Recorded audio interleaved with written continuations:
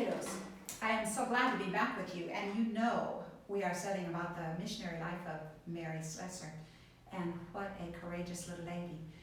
It's not always easy to be a missionary, wherever God may call you to be, but the world has got to hear about heaven and how to get there, and about hell that we all deserve, and the only way to escape.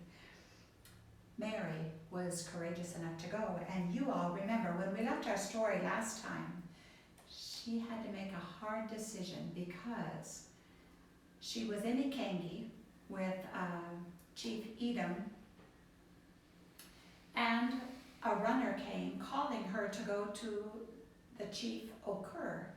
But Chief Edom said, "No, Mary, you can't go there. Chief Okur is cruel, he's wicked. You cannot go there. Because, listen, I'm telling you, if you go there and you try to give him medicine and he dies, you're going to be in that grave with him. They're going to throw you right there with him." And Mary said, "Well, I do understand that. If I go and it doesn't make it, then they're going to throw if I don't go and he dies, then they're going to put in all of his wives and they're going to put in all of his slaves with him in the grave, so many are going to die. And I also know that if I go and they do anything bad to me, that you will declare war on them, Chief Edom." And he looked at Ma Mary, and he said, "Does she also read our thoughts? No one has ever understood us like this little white woman." Well, you can understand. Mary decided that she was going to go. So the next morning, Chief Edom sent a guide with her so that she kind of know where to go. It was not an easy trip, and I think it took like 8 hours for her to get there. And they went through mud that sometimes was up to her waist. They had to cross rivers where the water was so high it went up to her neck. And it was just so hard to get there to Chief Okur. And when she got there, she was sick. She had a fever. Her body ached everywhere. But she went directly to Chief Okur's hut. And she knelt down beside him, and she immediately gave him medicine. She was totally upset by everything that was going on, because when she got there, all of his wives and all of his slaves had been chained, and they were all crying and howling because they knew if he died, they'd be dead too. And the other people from the tribe, from the little village where they lived, they were all partying, and they were shouting and they were dancing, and they had their kegs of beer out there, because as soon as he died, the fun was going to start. They were going to be able to kill all those women and all the slaves and throw them into the grave, and it just went on and on. The witch doctor was in the doorway, and he was all decked out from head to foot with a mask and horns and all kinds of things so that nobody would detect who he was. And he was muttering threats to Mary. "You just wait and see. You wait and see what I'm going to do to you. If you mess with my chief, you've had it." Well, the Chief Okur got a little bit better. So Mary sent a runner back to Ikangi to get more of that medicine and bring it back to her. She stayed for 4 days there with Chief Okur, and incredibly, he got better. And so the whole tribe said, "Mama, we want to hear what that book has to say." And you know what that book was. That was the Bible. And she said, "Well, if you want to hear what that book has to say, you have to be willing to obey what that book has to say. That means that you're going to have to stop stealing. You're going to have to stop killing each other. You're going to have to stop eating each other.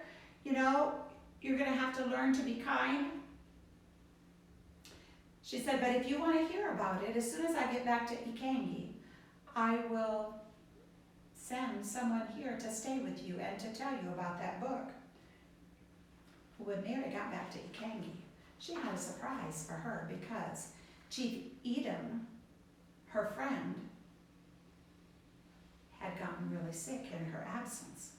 And when she got back to his hut where he was, she found out that he had a witch there. And she said, Chief Edom, what is going on? And he said, Mama, witchcraft, somebody put a curse on me, it's witchcraft. And she said, my friend, look, nobody put a curse on you. You ate food that was rotten, or you have a cold or the flu or something. You're going to get better, but you had promised me that you would not go back to your old ways. And now look, you've gotten a witch here, and you've tied up your women, and he tied them up at a farm nearby, but long enough away that she couldn't go and free them. He knew she would be tempted. And she said, listen, dear Lord, is my life here totally in vain? Has nothing been worthwhile, me giving my life to you? These people, do they only change for a minute? But then she thought logically, and there's no way that they can change completely from one day to the next. Well, one of the days shortly after, then when the chief got well, she saw the most wicked debauchery that she had ever witnessed in that village of Ikangi, because people from other tribes came around to rejoice that Chief Edom was well. And they began to drink nonstop. They began to eat and eat and eat and eat until they could eat no more. They all got sick. And then they began to stab each other with knives. And they were so drunk they didn't even know that they were being stabbed. And then a chief whose name was Najiri came, and everybody had warned her, he's the top of the worst. He is so bad, you have no idea. So all the people from the village of Ikangi were afraid of Najiri, and they all stood back and they watched Najiri do wicked, wicked things and join in the stabbing. And nobody did anything. They all just sat there and watched. Well, then Mary sat there and watched. And she thought, I'm really not believing this. I cannot believe nobody will go and challenge that chief, that wicked man. Well, she said, well, I'm not going to stand here. I'm going to go. And she marched right through to that chief, Najiri, and all of his people from his tribe. And she said, excuse me, excuse me. And she went right up to that chief, Najiri, the worst one around. And she grabbed his arm and she said, now you listen to me. I want you to stop all this junk. I want you to turn around and go right back where you came from. He looked growlingly at little Mary. And she didn't scare him one little bit. He shook his knife at her and he thought, if you only knew who you were talking to, with one slash of this, I could have your throat cut. Just one good kick and you'd be laying out on the ground. With my hands, I could break your neck just like that. But he looked at that little lady that would not back down for anything. And do any of that. He turned around and he gathered his men and said, well, let's go. And they started off. Well, Mary wasn't sure that they were going to really go home. She was afraid maybe they'd just go a few paces and then stop and hang around and come back and do more evil. So she followed. If they're going to go, I'm going to go see and make sure that they're out of here. So she followed them for a good ways. And as they were walking along the trail and Mary behind, all of a sudden, Najidi, the chief, wait, stop!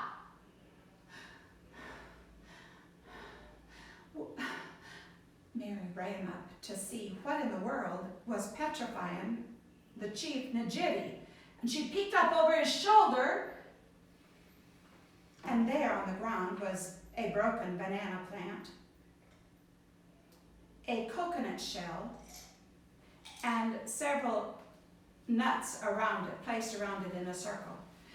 And she looked at that chief Najidi, and she thought, I am not believing my eyes. He really was afraid. The area of his heart and his chest was beating so hard. She said, look, this is nothing. He said, wait, you don't know this is because of that last village that we passed through. They put a curse on us. And Mary said, listen to me. I want to show you. None of this, that is so dumb. You guys have no idea what you're doing. But Chief Najidi, he'd already commanded his men, look, don't listen to her. Turn around and get back over there. We're going to go to that village and we're going to kill them all.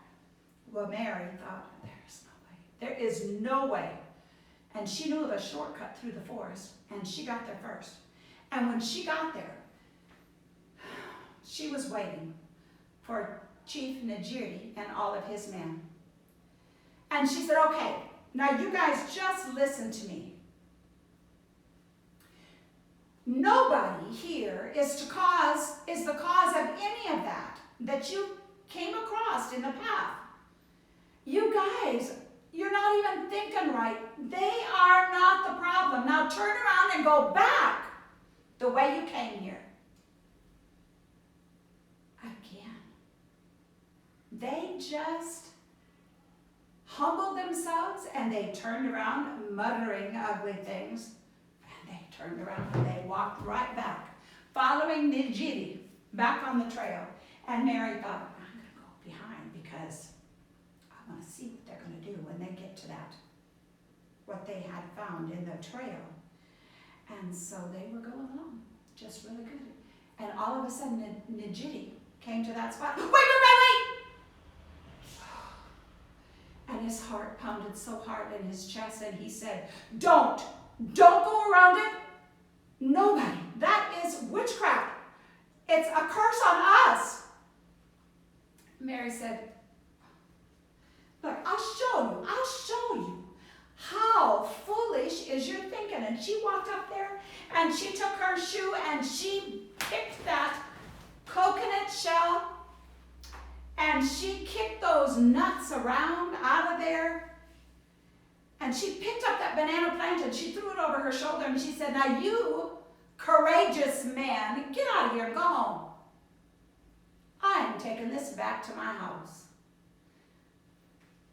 They meekly went on to their place. And Mary turned around and went home. And she planted that in her little yard. But the chief Edom said, Mary, I'm afraid we haven't heard the end of this yet. And sure enough, the next morning, early in the morning, a runner came from Najidi and his village and said, listen, Mama, I need that banana plant. We need to make medicine with that. Well, she knew they weren't going to make medicine. They were going to make a curse, put a curse on somebody. And she wasn't going to give it over. And Chief Edom said, Mary, listen. Sometimes you can't win. You can't win every battle. If you don't give it this time, they're going to make war on us. Mary listened. and she dug up her banana plant and she gave it to them. And she had no sooner given it to them, and a runner came saying, Najiti is sick, and he is declaring war. And it's not going to be an easy war. It's going to be really, really bloody. Oh no, Mary went to her hut and she said, Dear Lord Jesus, I've done everything I can do. I have no more strength. I've run there. I've done everything that I could do to be used to turn these people to God and to get them to quit their evil ways. Dear Lord, you know we have done nothing. If they come, they're going to kill us.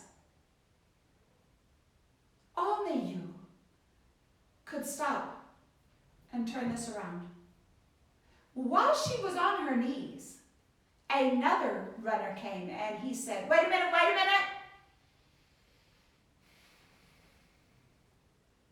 Najiti is feeling a little bit better and he's called off the war. Mary could only, she was still on her knees and she could only rejoice, Lord, this is only you could have turned that around to where there was no war today. Well, soon Mary got to thinking, I am so tired of never having a place to call my own. Chief Edom gave me a piece of property, and he keeps saying that they're going to help me make a house, but nothing ever gets done. Every time I say, could we go ahead and start it today? They say, tomorrow. We'll help you tomorrow. And nothing ever got started. And so finally Mary said, they gave me the land. I'm going to go ahead and make my own house. And so she got up in the morning and she got mud and she made bricks and she put them out in the sun to dry and she worked under the hot sun. And those men watched her, this little bitty white woman, making bricks to build her own house. Finally, they got ashamed. And they said, we can't let her do this all by herself. So they joined in. And in no time at all, they had a beautiful little house made for Mary. She had 2 rooms. She had a kitchen where she had hooks on the wall that she could hang her pots and pans on and the lids. And she had a place where she could put plates and silverware. And in her living room, she had a little fireplace that she made like the ones that she remembered that they had in Scotland, in Dundee, where she used to live. She made a little bookshelf where she could put her books in order. And I'm telling you, those people in that village had never seen a house so nice. Well, her fame went far and wide, and everybody began to come to see Mary's palace, because now everybody was saying that she lived in a palace. And of course you and I know that it wasn't. She had even a little porch out front. And she just was so happy to have a place to call her own. And one of the chiefs from a village that was 4 days away traveled 4 days because he'd heard so much about this white Ma's palace that he traveled for 4 days to come and see it. Well, soon, one of the chiefs that had promised her land to make a church for her, he looked at her house and he began to be ashamed, because every time Mary said, could we go ahead and get the church started? They'd say the same thing to her. Tomorrow. We'll start tomorrow. And they never got started. So after they saw what Mary was going to do by herself and how beautiful it turned out, they all chipped in and they all got the church built, and they were ready for the first service. And Mary said, I wish I had something I could do to make their service really special. And then she remembered that the people in Scotland had sent her a box of clothing. So she got that box and she opened it up and she saw there was a suit jacket and suit pants, and there was a skirt and a jacket and a blouse and hat, and And so she began to just hand a piece of new clothing to everybody that came for the service. Well, they were thrilled. They didn't care if it fit or was too small or too big, and if nothing matched, they didn't care. And they were going to all come right on in and sit down for the service. And Mary said, wait, wait, wait. All of your guns have to stay outside. And the men said, In this we refuse because we don't go anywhere without our guns. And Mary said, I'm sorry. You will not come in this church building with your guns. Those pistols and those guns stay outside. They meekly obeyed and put their pistols and those guns outside. And they came in for the service. And Mary helped them sing, and she taught them some of the Word of God. And when they got done with the service, they all went out and they got their guns and they went on home. Well, you don't want to miss our lesson next week, because you're going to find out what happened when a leopard was following Mary and the children. And you want to see what Mary and the children, what happened to them. And I'll tell you next week, okay?